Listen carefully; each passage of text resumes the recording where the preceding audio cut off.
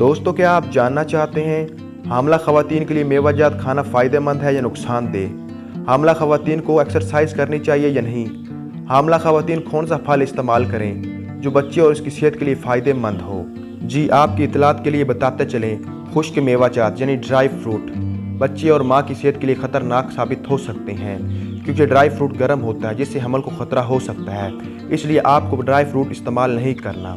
आपको चाहिए कि ताज़ा और फ्रेश फ्रूट का इस्तेमाल करें, जिससे माँ और बच्चे की सेहत के लिए दोनों के लिए फ़ायदेमंद है। इसलिए हामला ख़वातीन को चाहिए ताज़ा फलों का इस्तेमाल करें जो उसके लिए फ़ायदेमंद हो।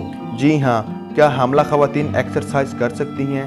जी हाँ, बिल्कुल एक्सरसाइज कर सकती हैं, लेकिन एक्सरसाइज शुरू करने से पहले आपको अपने डॉक्टर से रजू करनी है। वो आपको और आपकी कंडीशन को देखते हुए बताएगा कि आप एक्सरसाइज कर सकती हैं और आपको कौन सी एक्सरसाइज करनी है या आपको एक्सरसाइज नहीं करनी। उम्मीद करता हूँ वीडियो आपको अच्छी लगी होगी। वीडियो अच्छी लगे तो वीडियो को लाइक कीजिए, चैनल पर न्यू है तो चैनल को सब्सक्राइब कीजिएगा।